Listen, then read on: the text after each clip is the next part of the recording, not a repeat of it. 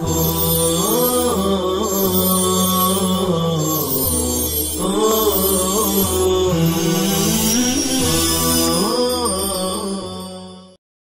اللہ الرحمن الرحیم الحمد للہ رب العالمین الحمد للہ حمدا کثیرا طیبا مبارکا فیہ سبحانک لا علم لنا الا ما علمتنا انک انت العلیم الحکیم وصلی اللہ وسلم علی نبینا محمد وعلی آلہ واصحابہ وبارک وسلم تسلیما کثیرا کثیرا۔ بسم اللہ الرحمن الرحیم وَيَجُوزُ دَفْعُهَا إِلَى مَنْ يَمْلِكُ أَقَلَّ مِنْ ذَلِكَ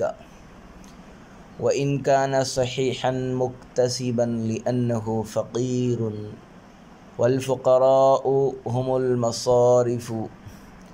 وَلِأَنَّ حَقِيقَةَ الْحَاجَةِ لَا يَتَوَقَّفُ عَلَيْهَا فَأُدِيرَ الْحُكْمُ عَلَى دَلِيلِهَا وَهُوَ فَقْدُ النِّصَابِ۔ اور اس شخص کو زکوٰۃ دینا جائز ہے جو نصاب سے کم کا مالک ہو، ہر چند کہ وہ شخص تندرست ہو اور کمانے والا ہو، کیونکہ وہ فقیر ہے اور فقراء ہی زکوٰۃ کا مصرف ہے، اور اس لیے بھی کہ حقیقی حاجت پر تو مطلع نہیں ہوا جا سکتا، لہذا حاجت حقیقی کی دلیل پر حکم کا مدار کر دیا گیا، اور وہ نصاب کا نہ ہونا ہے۔ عزیز طلبہ کرام، فقیر کی وضاحت۔ مسئلہ یہ ہے کہ جو شخص نصاب سے کم کا مالک ہو اسے زکوٰۃ دینا جائز ہے، اگرچہ وہ تندرست ہو اور کمانے والا ہو، لیکن پھر بھی جب تک اس کے پاس نصاب زکوٰۃ سے کم مال ہوگا اس وقت تک اسے زکوٰۃ دینا درست اور جائز ہوگا، کیونکہ نصاب سے کم مال والا ہونے کی وجہ سے وہ شخص فقیر ہے اور فقراء ہی زکوٰۃ کا مصرف ہے، لہذا اس کو زکوٰۃ دینا مصرف میں دینا ہے، اور مصرف میں زکوٰۃ کی ادائیگی درست اور جائز ہے۔ اس سلسلے کی دوسری دلیل یہ ہے کہ حقیقی حاجت اور حقیقی فقر ایک مخفی چیز ہے، اس پر یقین سے مطلع ہونا مشکل ہے، لہذا حکم کو اس حاجت کی دلیل یعنی فقدان نصاب پر دائر کر کے یہ فیصلہ کیا جائے گا کہ جو بھی شخص نصاب کا مالک نہیں ہوگا اس کے لیے زکوٰۃ دینا حلال ہوگا۔ جیسے انزال موجب غسل ہے، لیکن وہ ایک مخفی چیز ہے، تو فقہائے کرام نے انزال کی دلیل یعنی التقاء ختانین کو انزال کے قائم مقام مان کر یہ فیصلہ سنایا ہے کہ التقاء ختانین کی صورت میں غسل واجب ہوگا، خواہ انزال ہو یا نہ ہو، کیونکہ ضابطہ یہ ہے کہ دلیل الشیء فی الامور الباطنۃ یقوم مقامہ، یعنی مخفی امور میں حکم کی دلیل کو اس کے قائم مقام کر دیا جاتا ہے، تو جس طرح انزال والے مسئلے میں اس کی دلیل یعنی التقاء ختانین پر حکم کا دار و مدار ہے، اسی طرح فقر اور محتاجی والے مسئلے میں بھی فقر و احتیاج کی دلیل یعنی فقدان نصاب پر حکم کا مدار ہوگا،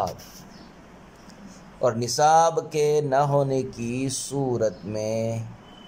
ایسے شخص کو زکوٰۃ دینا جائز اور درست ہوگا جو نصاب سے کم کا مالک ہو۔ وَيُكْرَهُ أَن يَدْفَعَ إِلَى وَاحِدٍ 200 دِرْهَمٍ فَصَاعِدًا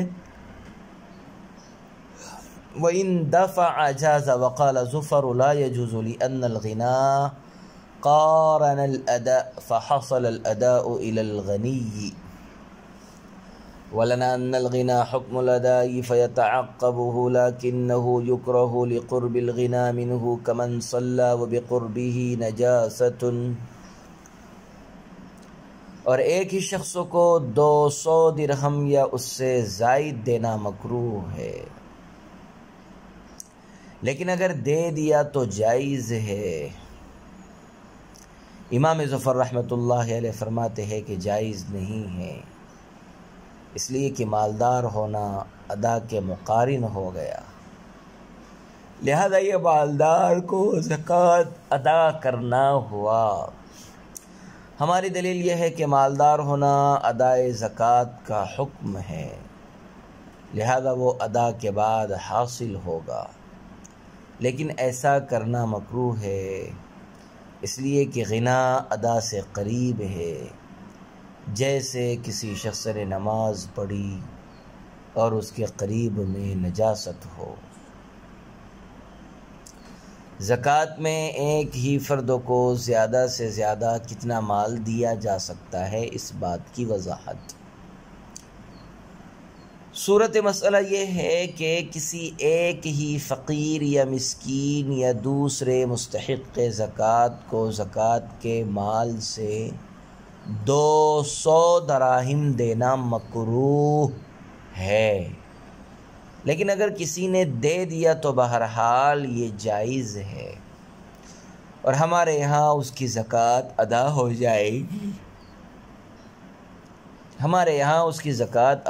جائے گی، البتہ امام ظفر رحمہ اللہ تعالی فرماتے ہیں کہ ایک ہی فقیر کو 200 درہم بطور زکوٰۃ دینا جائز نہیں ہے۔ امام ظفر رحمۃ اللہ علیہ کی دلیل یہ ہے کہ جیسے ہی کسی مستحق زکوٰۃ کو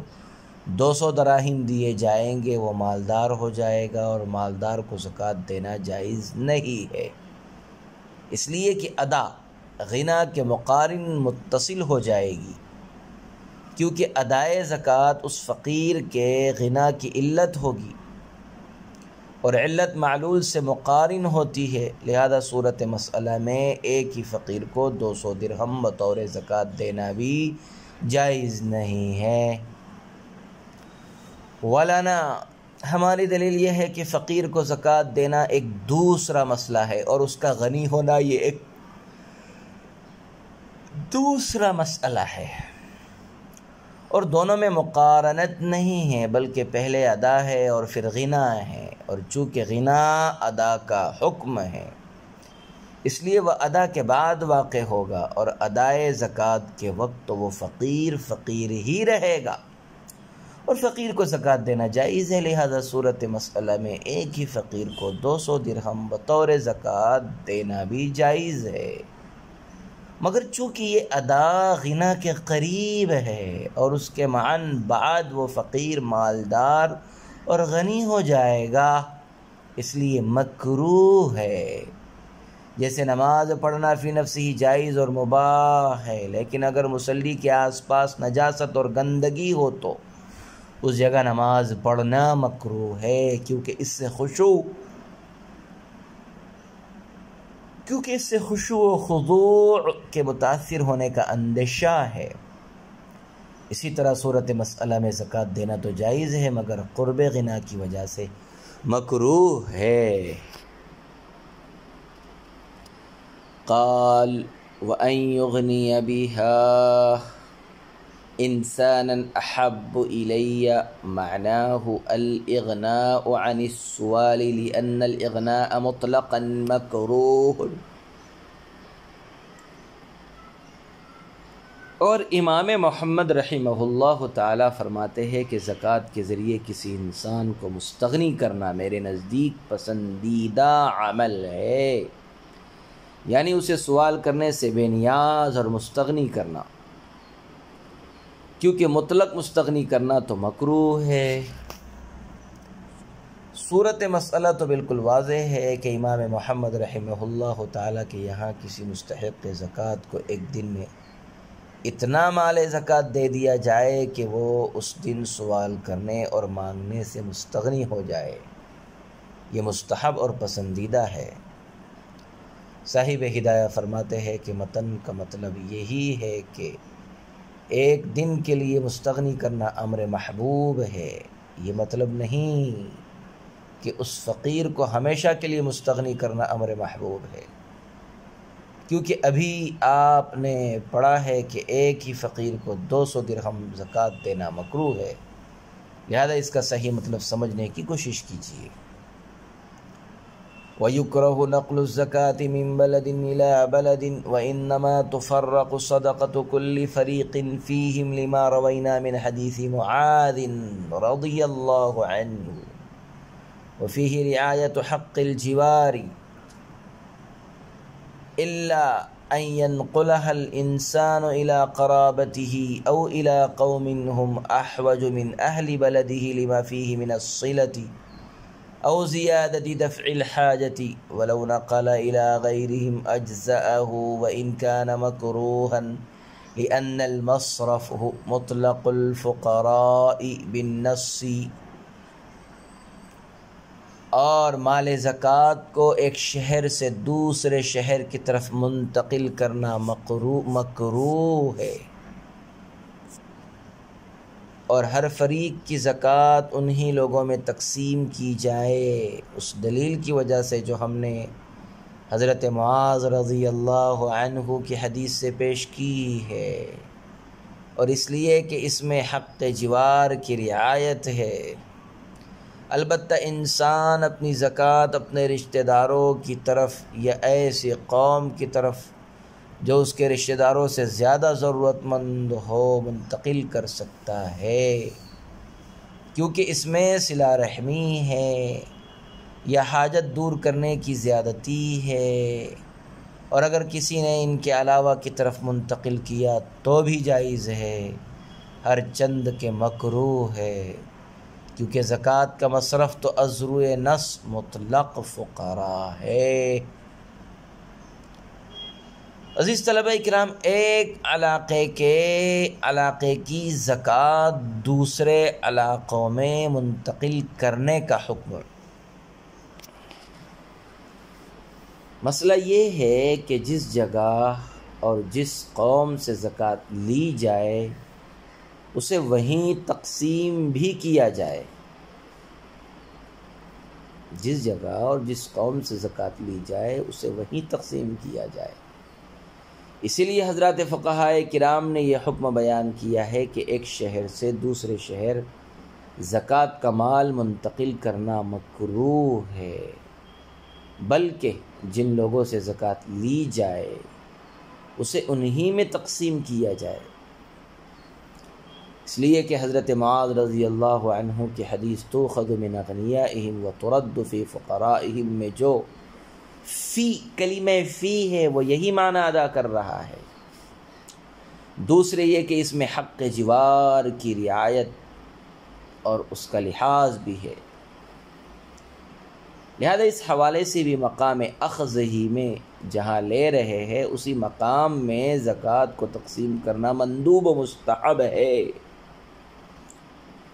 البتہ اگر مزکی کے رشتہ دار مستحق زکوٰۃ ہوں اور وہ کسی دوسرے شہر میں رہتے ہوں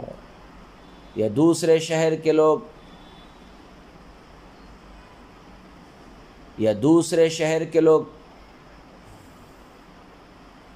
شہر مزکی کے فقراء سے زیادہ حاجت مند ہوں